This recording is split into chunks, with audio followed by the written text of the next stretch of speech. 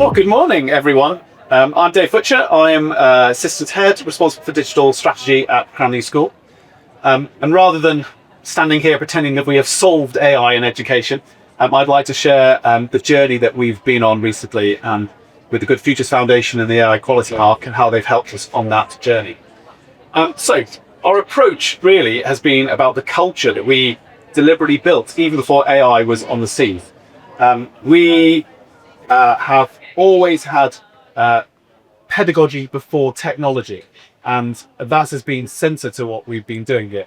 I'm also going to talk a little bit about how research sits at the centre of our decision making, because that's a really important part of how we've done this, and how we've been trying to develop judgment with teachers and with pupils rather than simple technical proficiency. And finally, I want to just talk a little bit about how the whole community has come together to build this culture. This is not a finished case study at all. It's very much work in progress, but I hope some of the principles are transferable to your culture. So people sometimes ask us much about our AI strategy, and the honest answer is it began years before Gen AI appeared. We have a very simple philosophy. Technology only has educational value when it improves learning. Now, I know that sounds obvious, but it really changes every decision you make. So we start with pedagogy, not the software. We design learning rather than digitizing worksheets. We'd rather do fewer things well than adopt every new platform that appears. And perhaps most importantly of all, we want teachers to lead the process. Technology isn't something done to teachers, it's something developed with them. And so earlier this year, we were awarded and very pleased to receive the Silver AI Quality Mark. And it was really reassuring to have this external assessment, and also really valuable to see that it matched our own assessment of where we are. Their framework was very helpful to us. It helped us think beyond the classroom. We consider governance, safeguarding, our parents, and the operational side, all as one connected system. So I've titled this one Research as the Engine, because that naturally leads us to research. Okay, we find that innovation without evidence quickly becomes fashion, and our aim is to make change much more disciplined than that. We encourage our teachers to find a genuine classroom problem and then to trial something on a small scale, evaluate the impact, and then very importantly share that learning back with colleagues. That cycle of inquiry has become much more important than any individual AI tool. And we've been very fortunate as well to work alongside some colleagues at UCL, Harvard, MIT, and in Oxford, looking at ways we can bring research into Cranleigh and for Cranleigh to share our experiences with researchers. We're not looking for ready-made answers. We're actually after our thinking to be challenged. And one lesson keeps reappearing. It's whether we're talking about digital well-being or AI. If we build policies without evidence, we're rarely going to build trust. Teachers, we find, are far more likely to embrace change when they've helped generate the evidence themselves. So, developing judgment. If this is the one slide I'd like you to remember, it's probably this one. Our objective is not to produce students who are brilliant at using AI.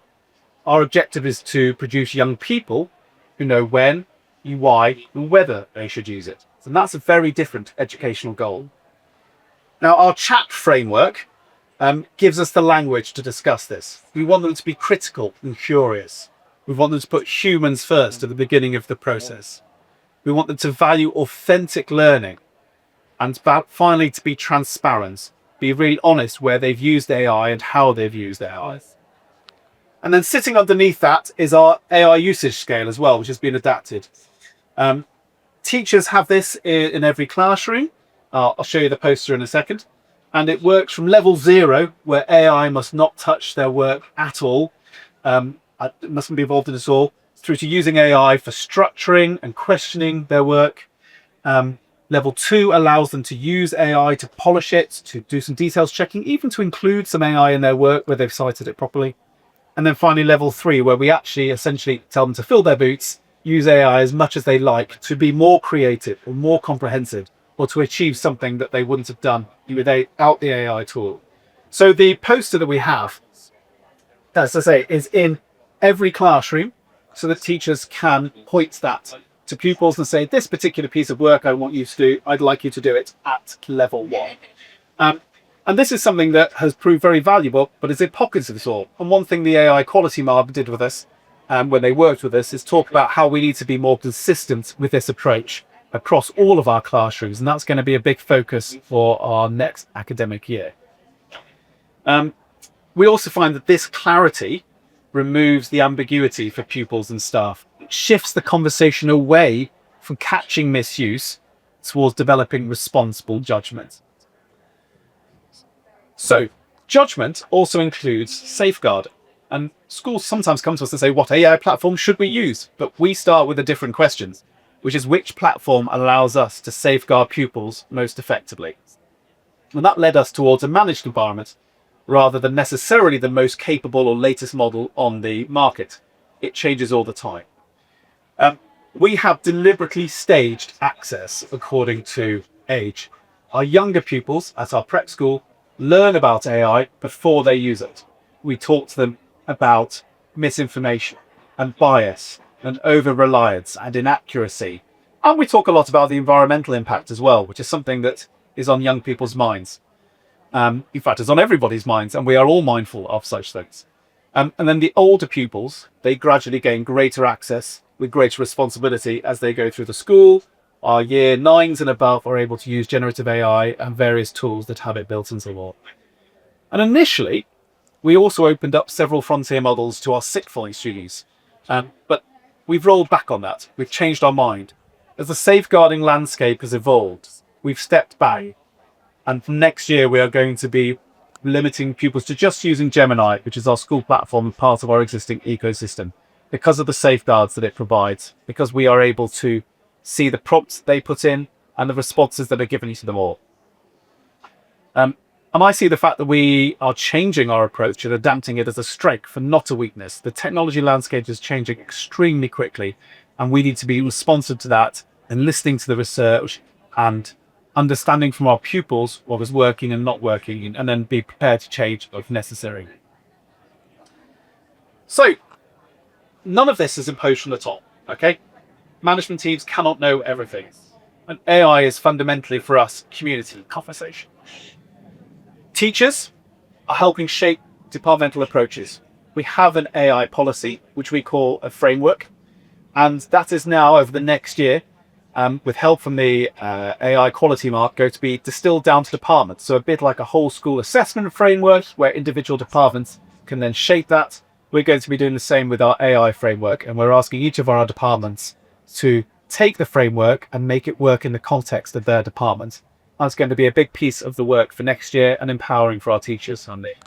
Students are increasingly contributing across a range of issues at school through Pupil Voice. And one of the things that came out of our review was the need for more direct access for pupils to the decision-making process. And so we are building in digital and AI feedback mechanisms for school councils and our prefect body, where pupils will be able to share their experiences with us, how it's working, what they'd like to do, what they're seeing as a requirement for the future, and we're going to build that in. Parents have been involved. We've run parental workshops.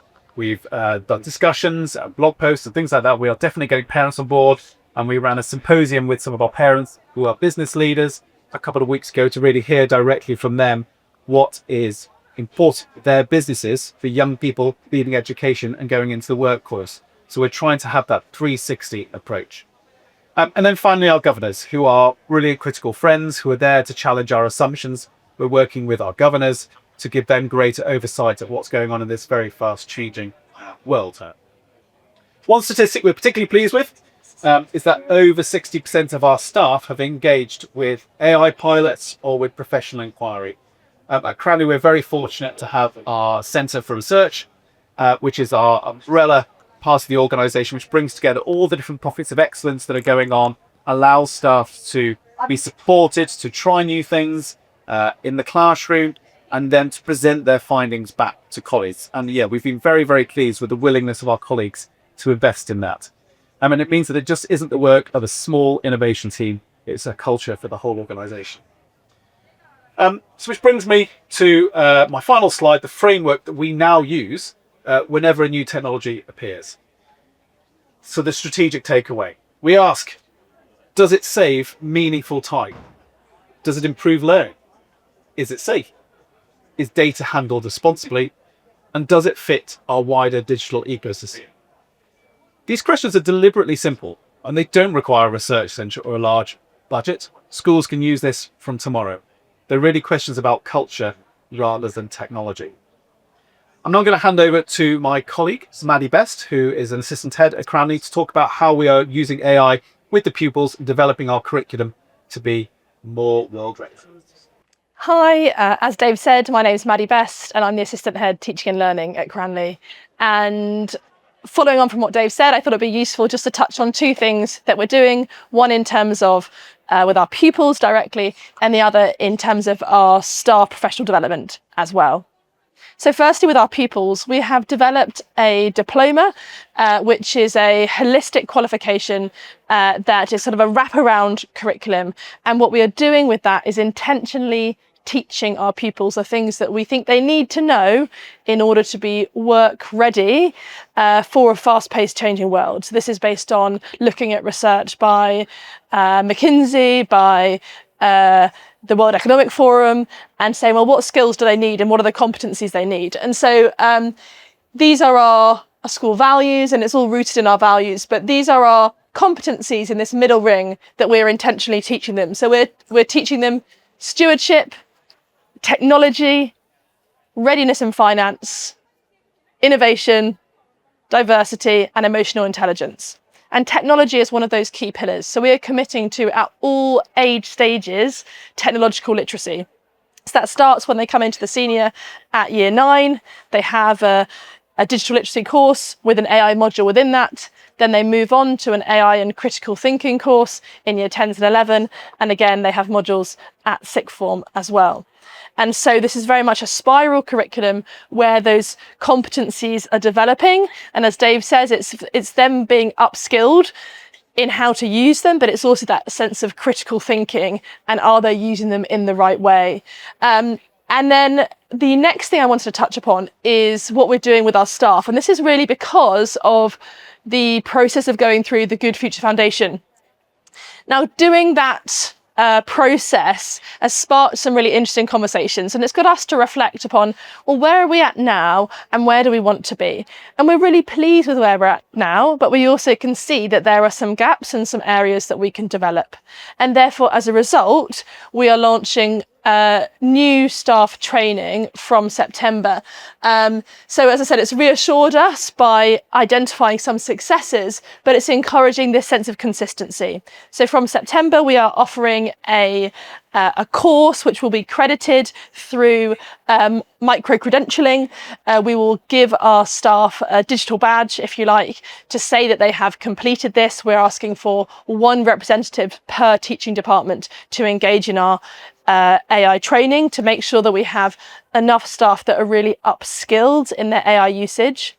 And as well as doing this for teaching staff, we're also doing this with our operational staff as well. And that's something which came out of the AI Good Future Foundation review, is that making sure we've got that parity in terms of what the teaching staff are doing, but also what our operational staff are doing. So we're really grateful to have gone through this process because it's enabled us to reflect on where we're at and then also have the benefit of that outside perspective, which has meant that we can now drive forward that change for both our staff and our pupils.